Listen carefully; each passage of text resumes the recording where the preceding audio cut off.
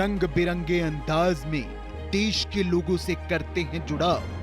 मां भारती की सेवा में समर्पित जिनके जीवन का हर पड़ाव भारत और भारतीयता की करते हैं हर जगह पर बात।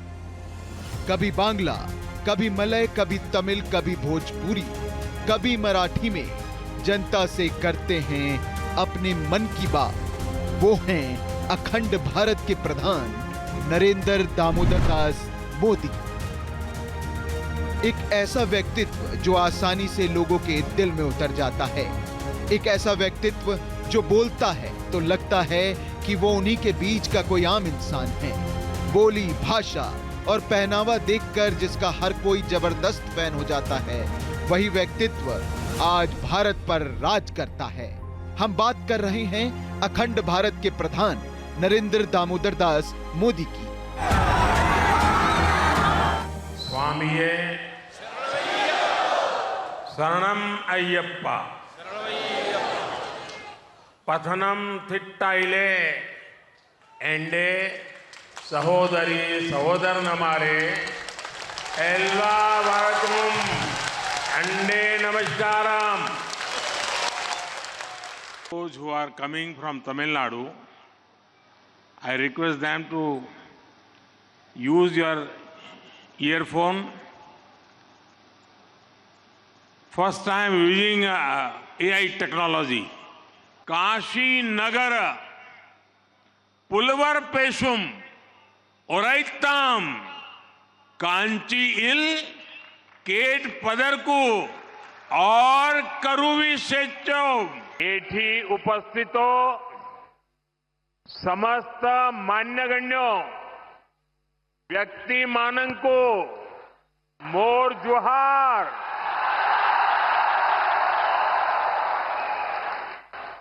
ना तेलंगाना कुटुंब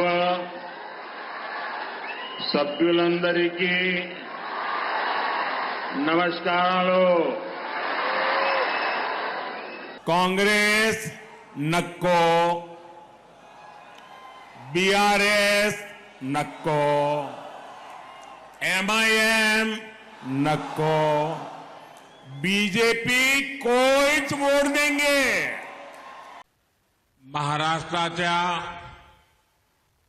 देवी शक्तीचे 3.5 शक्तीपीठ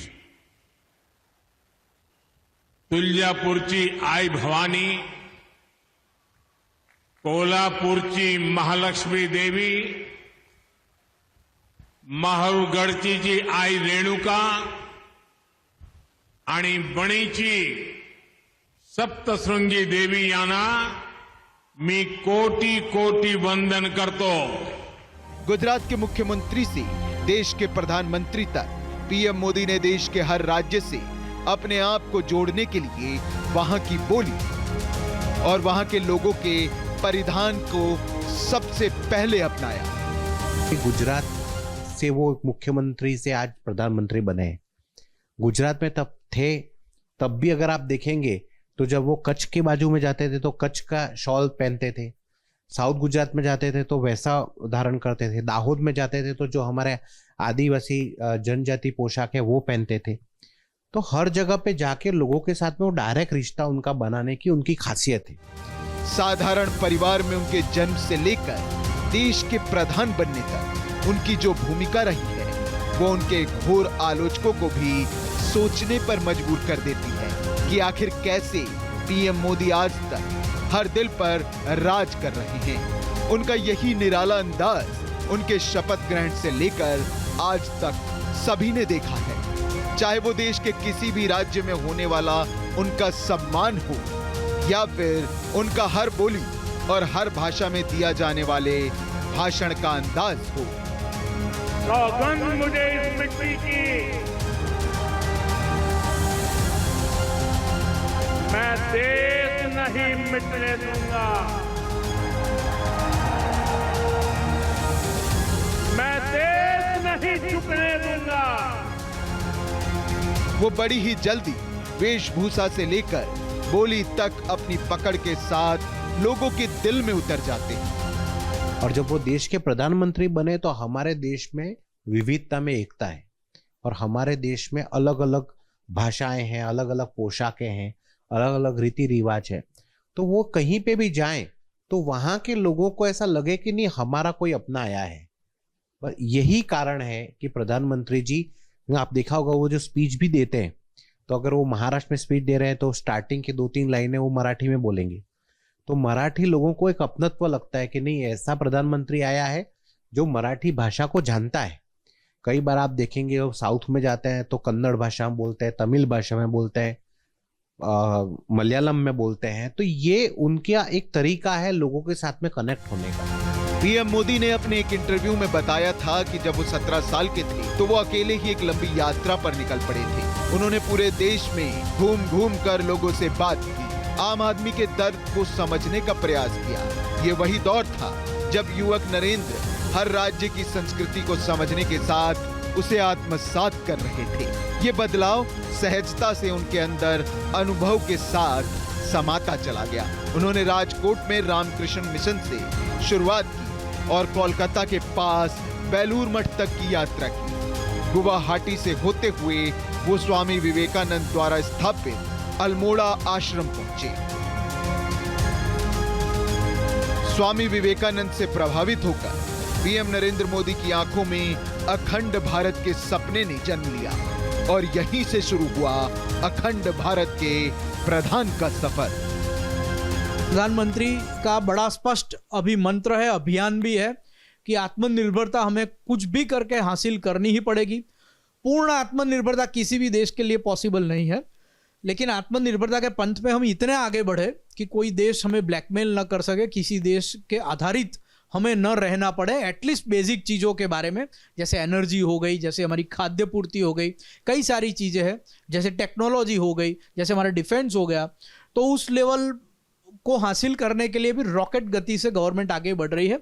और ये मोटे मोटे तौर पे उनका विजन है आत्मनिर्भरता, और उसी पंथ पे भारत आगे बढ़ रहा है। प्रधानमंत्री बनने के बाद पीएम मोदी ने देश के सभी हिस्सों में अपनी यात्राएं की।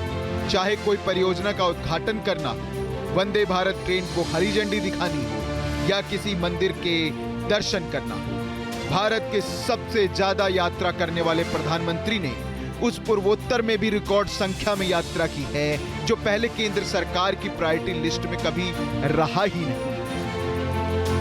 नॉर्थ ईस्ट रीजन में एक समय ऐसा था जब नॉर्थ ईस्ट वाले ये समझते थे कि भारत देश हमारा है या नहीं। कई बार कई वाक्य ऐसे हुए हैं कि लोगों ने ये सोचा है कि हमारे साथ अन्याय हो रहा है। नॉर्थ ईस्ट को कभी भी भारत की मेनलैंड यानी दिल्ली से कनेक्शन डायरेक्ट कभी स्थापित नहीं हुआ था। ये पहली बार ऐसा है कि नॉर्थ ईस्ट तक रेलवे दौड़ा दी मोदी जी ने। प्रधानमंत्री के रूप में पीएम मोदी ने लोगों का अभिवादन करते हुए उनकी मूल भाषाओं में कुछ वाक्य बोलकर उनसे जुड़ने की हर बार अलग तरह की कोशिश की। केरल के पथानाभिट्टा में पीएम मोदी ने अपने भाषण की शुरुआत मलयालम में की, जिसके बाद भीड़ ने बड़ी ही गर्मजोशी से उनका स्वागत अभिवादन किया। इसी तरह से जब वो दक्षिण भारत के 5 राज्यों की अपनी यात्रा में गए, जहां उन्होंने हिंदी में भाषण दिया और एआई तकनीक का इस्तेमाल कर उसे ट्रांसलेट किया गया। ये प्रयोग काशी तमिल संगमम में साफ तौर पर देखा गया। सोशल मीडिया एक्स पर ऐसे 5 हैंडल इस साल फरवरी में बनाए गए, जिस पर प्रधानमंत्री के भाषण बांग्ला, कन्नड़, मलयालम, मराठी, उड़िया, पंजाबी, तमिल और तेलुगु में उपलब्ध है। वहीं दूसरी ओर ओडिशा में उड़िया तो बांग्ला में बोले पीएम मोदी। 5 मार्च को जाजपुर में एक रैली में पीएम मोदी ने उड़िया में कहा, एति उपस्थिता समस्त भाई मुनि मोरा नमस्कार। उन्होंने अपने भाषण की शुरुआत जय जगन्नाथ, जय मां बिरजा, जय सिया राम से की थी। जय जगन्नाथ, जय मां समलोई, जय मां रामोचंडी। जिस तरह वह हिंदी पट्टी में जय सिया राम कहकर संबोधन की शुरुआत करते हैं, ठीक उसी तरह ओडिशा में उन्होंने जय जगन्नाथ कहकर लोगों का अभिवादन किया और अपने भाषण की शुरुआत की। पश्चिम बंगाल के सिलीगुड़ी में वे बांग्ला और नेपाली दोनों में बोलते थे। उत्तरी बंगाल हिल स्टेशन में काफी संख्या में नेपाली आबादी रहती है। प्रधानमंत्री ने बंगाली में कहा, आमार प्रियो मा, भाई दादा दीदी एवं बोनेडोर सादोर नमस्कार जनाई। बोरोरा आमार प्रणाम नेबेन, छोटोरा भालोबास। जिसके बाद उन्होंने नेपाली में मेरो प्यारो अम्मा बाबा दाजू भाई दीदी बहनी सबाई लाई ढेरों ढेरों नमस्कार भी कहा। आमार प्रियो माँ, भाई, दादा, दीदी एवं बोनेदेर सादोर नमस्कार जानाई। उनकी एक खासियत है, वहाँ के लोग उनसे अपना जुड़ाव महसूस करते हैं। वो ये नहीं कि बहुत बड़ी विद्वता नहीं झाड़ते हैं, वो सहज रहते हैं, सरल रहते हैं और वहाँ की भाषा जो इस्तेमाल करते हैं, नेपाली हो, बंगाली हो, तमिल हो, तेलुगु हो, कन्नड़ हो, तो उसकी बड़ी पूरी भाषा नहीं आती लेकिन 2-4 पंक्तियाँ तो बोल सकते हैं। तो वो बोल के वहाँ की जनता सीधा जुड़ा, हम आपसे ही बात रख रहे हैं, आपसे ही सीधा संवाद कर रहे हैं, तो जनता सीधा उनसे जुड़ जाती है पहले ही भाषण में, पहली पंक्ति में, और पूरा उनको सुनती है और वो जो कहते हैं उसका मतलब होता है वो उसको करते भी हैं।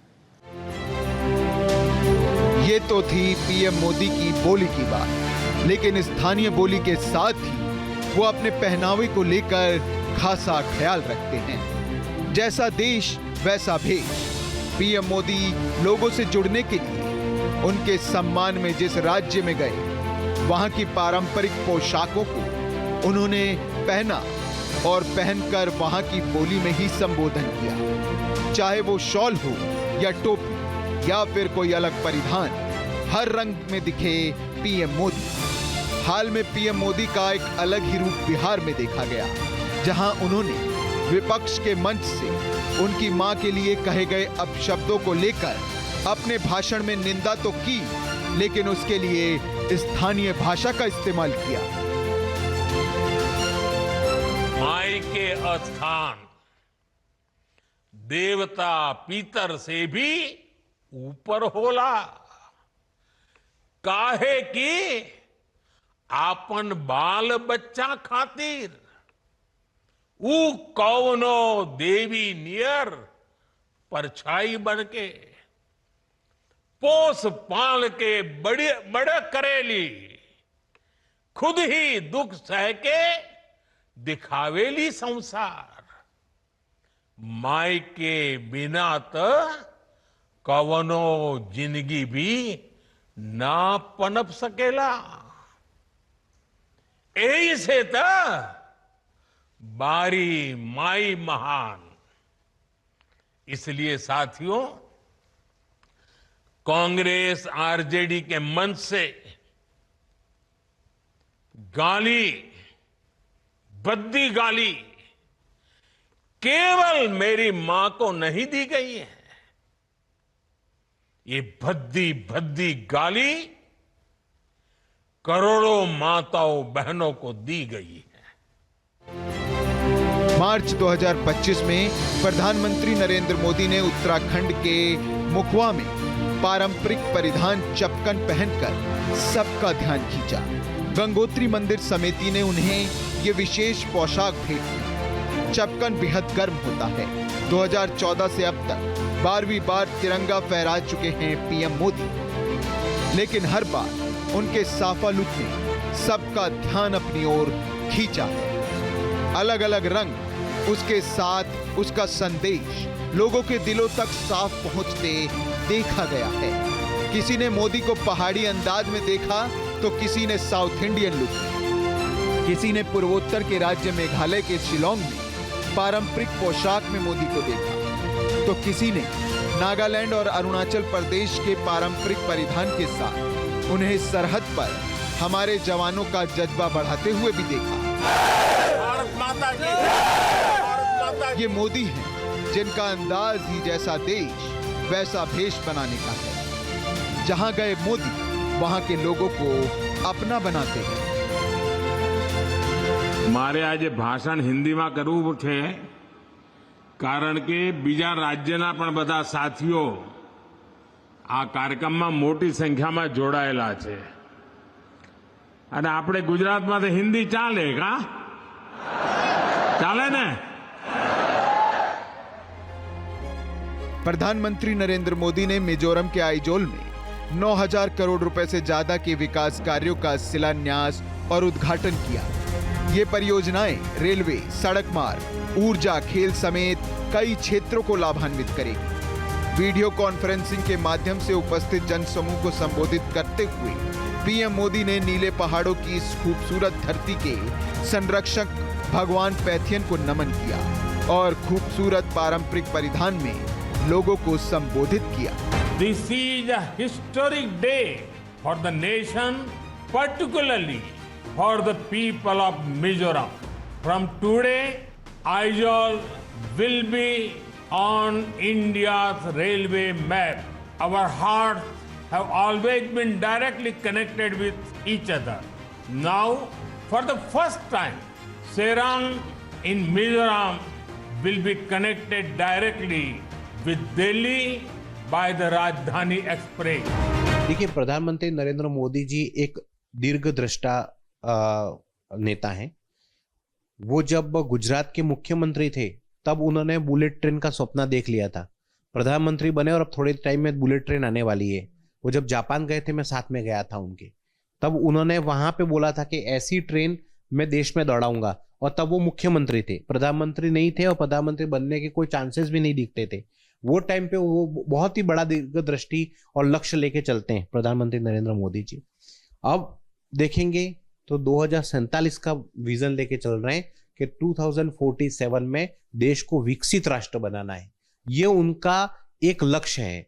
अब लक्ष्य आप देखो, आज प्रधानमंत्री जी 75 साल के हैं, 2025 चल रहा है, लेकिन विजन कहाँ का है? 2047 का। पीएम मोदी बिना रुके, बिना किसी छुट्टी के, बस लगातार राष्ट्र निर्माण में अपना संपूर्ण जीवन समर्पित कर चुके हैं। भारत के साथ ही उनकी लोकप्रियता पूरी दुनिया में है। लोगों से उनका कनेक्शन किस तरह का है, वो आम लोगों के चेहरे पर उनके आने के इंतजार से समझा जा सकता है।